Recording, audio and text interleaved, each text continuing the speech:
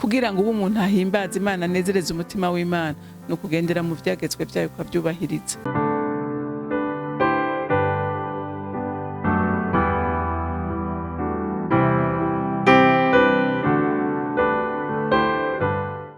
Banywanyi bahori Kanani TV ndabaramukije, bari hafi n'abari kure mwese ndabaramukije ngo amahoro ya Kristo abane namwe mwese. Rero ndanezerewe cyane gusura kuronka akanya keza nkaka ngo tuganire ijambo ry'Imana. Ariko imbere yuko tuganira reka tubanze twishire mu biganza by'Uhoraho. Mana data rugira vyose uri mu ijuru, Mana yera, Mana nziza, njiye bugufi imbere yawe mu izina rya Kristo Yesu, ndi muri mpwemu yera umufasha mwiza twahawe. Mwami Imana nje nkunina haza, nje ngukengurukira ngushimira urukundo rwawe n'imbabazi zawe zitangaje. Uri Imana idukunda, uri Imana itwitwararika mu buryo bwose, haba mu buryo bw'umwuka, haba mu buryo bw'umubiri. Mwami wanje ntacyo utakora kugira ngo unezereze imitima yacu. N'ubu duteguriye kino kiganiro mu ijambo ryawe Mwami Imana, none ndasenze ngo mpwemu yera ugisige kandi ugiherekeze ubwawe, kugira ngo ijambo ryose rivugwa ntihagire ikorokera hasi, ariko yose aguye mu byiza mu mitima yiteguye kwakira, kugira ngo rimere kandi rigere kure, ribafashe kandi dushoboze twese kuba abana baguhimbara. Urakoze wa Mana we kuvyumvise kandi kuvyemeye, icubahiro cyose n'amashimwe yose aba yawe, nkaba ndabisenze ndabyizeye kuvyumvise mu izina rya Kristo Yesu, amen amen. Ijambo Imana impaye uyu munsi kuganira namwe riravuga ngo duhimbaze Imana yacu n'imitima yacu yose n'ubwenge bwacu n'ibitigize byose. Haleluya, bihimbaza Imana. Kandi burya guhimbaza Imana n'ukuri mumenye ko ikintu ca mbere gikomeye kugira ngo umuntu ahimbaze Imana anezereze umutima w'Imana no kugendera mu vyagezwe byayo kwabyubahiriza. Haleluya. Reka rero dusome mu Zaburi 148, turasoma harehare gato, turasoma kuva ku murongo wa mbere dushikane ku murongo wa 14. Haravuga ngo haleluya, mwijuru nimushime Uhoraho, nimumushimire ahasumba ijuru. Yemwe mwaba marayika biwe mwese nimumushime, yemwe mwangabo ziwe zose nimumushime, yemwe zuba n'ukwezi nimumushime, yemwe nyenyeri zaka zose nimumushime, yemwe majuru asumba amajuru nimumushime, nawe mazi yo hejuru y'amajuru nibishime izina ry'Uhoraho, kuko yageze bikaremwa kandi yabihamangiye gushitsa ibihe bitazoshira. Yashinze icagezwe kidahinduka, mwisi nimushime Uhoraho. Yemwe bifi, namwe bwina hose, namwe muriro, urubura na sheregi n'igipfungu, namwe muyaga n'igihuhusi ushitsa ijambo ryiwe, namwe bisozi birebire n'uturambi twose, namwe biti vyama bigatonyangira n'ibiti by'amasederi vyose, namwe bikoko n'ibitungwa vyose, namwe ibikwega inda hasi n'ibifise amababa, namwe bami bo mw'isi n'amahanga yose, namwe abahambaye n'abacamanza bose bo mw'isi, namwe misore n'inkumi, namwe batama n'abana nibishime izina ry'Uhoraho, kuko izina ryiwe ryonyene ari ryo rishyizwe hejuru. Ubukuru bwiwe buri hejuru y'isi n'ijuru, kandi yakomeje abantu biwe, niryo shimwe ry'abakunzi biwe bose, nibo b'Isirayeli ihanga yiyegereje. Haleluya. Turumvise muri iri jambo yuko riko riratubwira ko ivyaremwe vyose, haleluya, ivyaremwe byose ngo bigira iki? Ngo bishima Imana. Haleluya.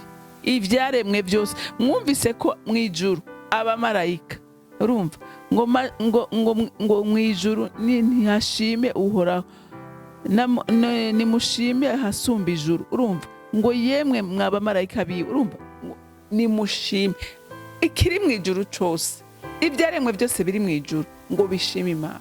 Haleluya. Nabo kuva umunsi baronka iryo tegeko ngo bikubita imbere y'Imana 24 sur 24, batazira Imana bavuga ngo Mana urera urera, ngo bamwikubita imbere bamuririmbira bamutazira ku munsi. Haleluya. Ntibaragarariza n'umunsi umwe ngo reke guhimbaza Imana mwijuru, nta kindi bakora. Uwagerageje kubigira, murazi ko ari Luciferi, yari umumarayika mukuru, yarajejwe kuririmba, ariko murazi ko yagararije Imana, nawe yagize iki? Yarakorowe. Ariko abasigaye bose mwijuru uyu munsi bahimbaza izina ry'Imana. Haleluya. Kandi bubahiriza itegeko Imana yashinze. Imana idufashe. Hanyuma mwumvise, ngasi nirirwa ndabisubiramo, ariko mwumvise ko ari ukwezi, ari inyenyeri, ari izuba, ari amazi, ari ibiti, ari ibigendagenda byose mu mazi, icyaremwe cyose ngo gihimbaze Imana. Haleluya. Kandi hariho ijambo ngaha aye rivuga ngo nibishime izina ry'Uhoraho, ku murongo wa 5. Oya, ku murongo wa 6 havuga ngo kandi ngo yabihamangiye gushitsa ibihe bidashira, yashinze icyagezwe kidahinduka. Ivyaremwe byose Imana yabishingiye itegeko. Haleluya. Kandi nta kintu na kimwe kiragarariza itegeko ry'Imana, nta na kimwe. Izuba riraka uko Imana yaritegetse kwaka, inyenyeri ziraka uko Imana yazitegetse, ukwezi kuraka, ikintu cyose. Uyu munsi Imana ivuze ngo we muyaga haguruka ugende utera hanahana, umuyaga uhaguruka uko nyene. Haleluya. Ntuharira ngo uvuge ngo yaye. Kandi inzuzi ngo yazishingiye akarimbi, nta ruzi rurarenga urugabana Imana yarucingiye. Bikora icyo Imana ibitegetse gukora. Haleluya. Ariko ikintu gitangaje kandi kibabaje, umuntu niwe yagararije Imana gusa. Ariko ibyaremwe byose kuva kuri kimwe gushika imba icyo cyose cubaha itegeko ry'Imana. Haleluya. Umuyaga nturagarariza, imvura ntiranka kugwa, Imana ivuze ngo imvura ntiranka, ivuze ngo wamvura we ntugwe, imvura ntigwa, ikurikiza itegeko Imana yashinze. Ariko ikintu kibabaje kandi giteye ubwoba, umwana w'umuntu yaremwe mu ishusho ry'Imana kandi akaremwa asumba ibindi biremwa byose, niwe agarariza Imana. Haleluya. Twahawe itegeko ryo guhimbaza Imana. Haleluya.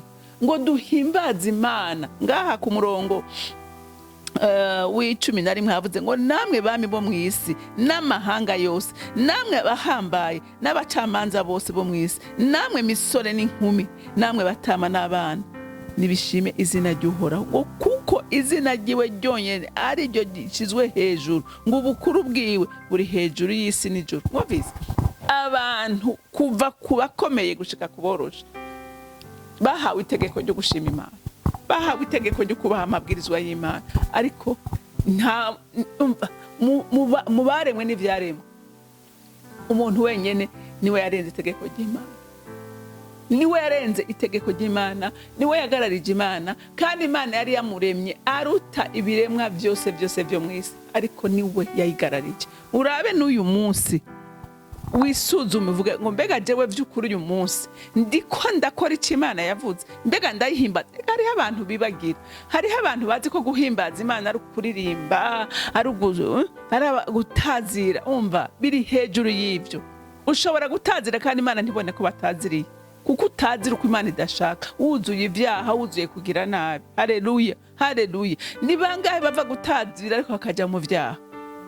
Aho ba wataziriye Imana. Imana ntibinayinyiganyiza.